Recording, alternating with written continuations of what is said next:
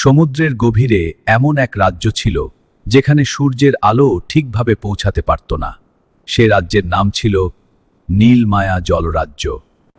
আর সেই রাজ্যের রাজকন্যা ছিল রাজকন্যা মেরিনা, এক জলপরী যার সৌন্দর্য সমুদ্রের ঢেউকেও হার মানায়। কিন্তু মেরিনার জীবনে একটাই অভাব ছিল, আর এমন একজন যে তাকে সত্যি ভালোবাসবে। আর ঠিক সেই সময়েই ঘটল এক অদ্ভুত ঘটনা। একজন মানুষ ভেসে এলো সমুদ্রের ঢেউয়ের সাথে।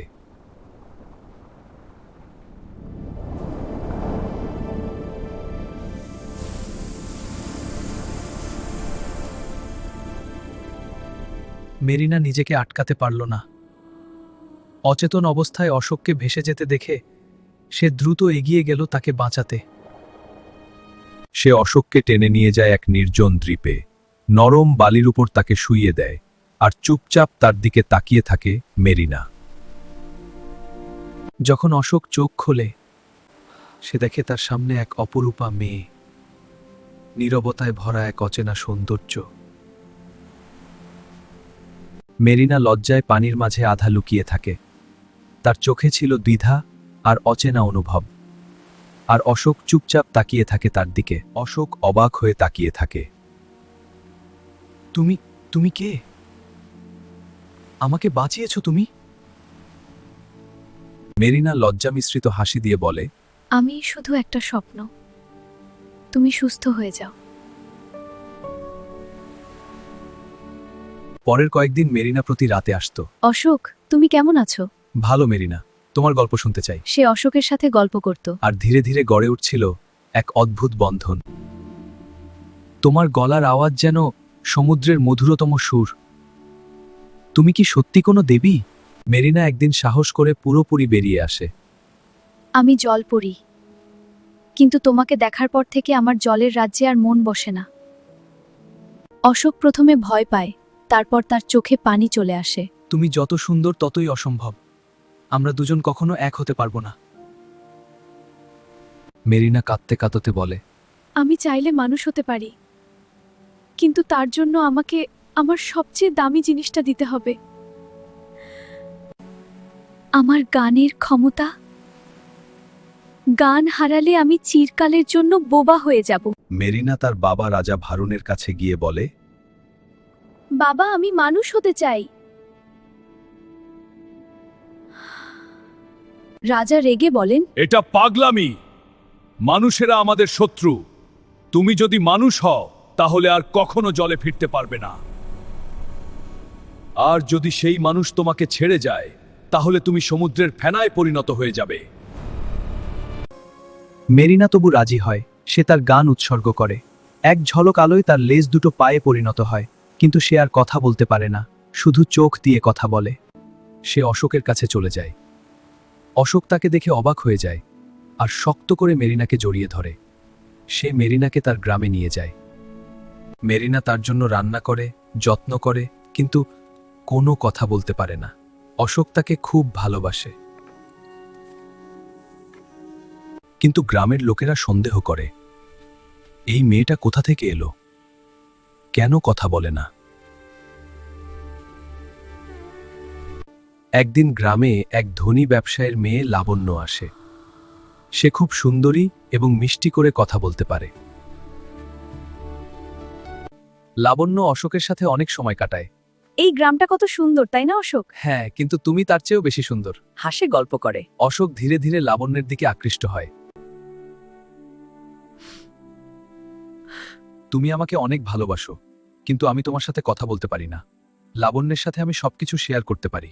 মেরিনা চুপ করে কাঁদতে থাকে। তার চোখ থেকে নিঃশব্দে জল গড়িয়ে পড়ে। সে কিছু বলতে চায়, কিন্তু কোনো শব্দ বের হয় না। তার কষ্ট শুধু চোখের ভাষাতেই বোঝা যায়। এক গভীর রাতে অশোক একটি কঠিন সিদ্ধান্ত নেয়। সে ঠিক করে সে লাবণ্যকেই বিয়ে করবে এবং তার সাথেই নতুন জীবন শুরু করবে। মেরিনা যখন এই খবরটা শোনে, তার বুকটা যেন হঠাৎ ভেঙে চুরমার হয়ে যায়। ভেতরে ভেতরে সে অসহ্য কষ্টে ভেঙে পড়ে, কিন্তু মুখে কিছুই বলতে পারে না। সে গভীর রাতে একা একা হেঁটে সমুদ্রের ধারে গিয়ে দাঁড়ায়। চারদিকে শুধু ঢেউয়ের শব্দ আর তার মনে জমে থাকা অসহ্য কষ্ট। তার বোন জলপরীরা এসে বলে, ফিরে এসো, আমরা তোমাকে আবার জলপরি বানিয়ে দিতে পারি, কিন্তু তার জন্য তোমাকে একটি কঠিন ত্যাগ স্বীকার করতে হবে। তোমাকে অশোকের রক্ত দিতে হবে, তবেই তুমি আবার জলপরি হয়ে ফিরতে পারবে। মেরিনা ছুরি তুলে নেয়, কিন্তু অশোকের ঘুমন্ত মুখ দেখে ছুরি ফেলে দেয়।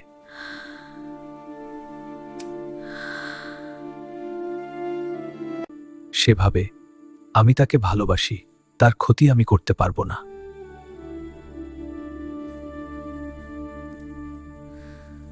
অবশেষে বিয়ের দিন এসে যায়। সারা গ্রাম আলো আর সাজে ভরে ওঠে, চারদিকে উৎসবের আনন্দ। ঢাকের শব্দ, মানুষের ভিড় আর হাসির মাঝে লাবণ্য বধূ সেজে বসে থাকে।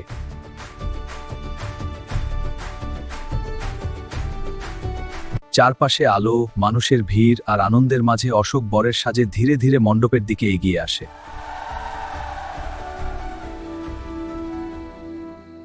সবাই খুশিতে মেতে ওঠে, কিন্তু কোথাও যেন এক অজানা শূন্যতা থেকে যায়। মেরিনা বিয়ের অনুষ্ঠানে যায়।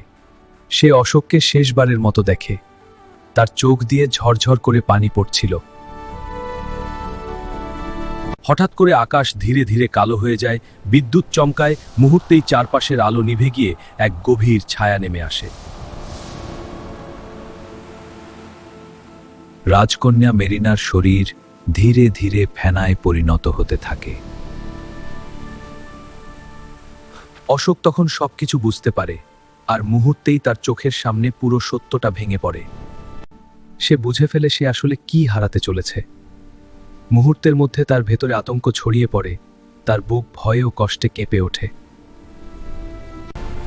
মেরিনা না!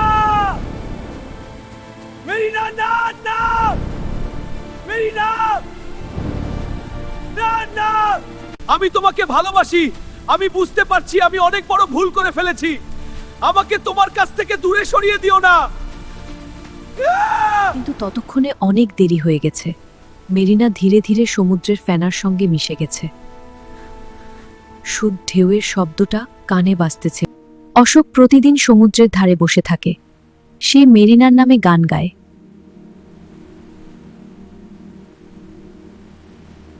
একদিন সে দেখে জলের মধ্য থেকে একজোড়া নীলকান্তমণির মতো চোখ তাকিয়ে আছে।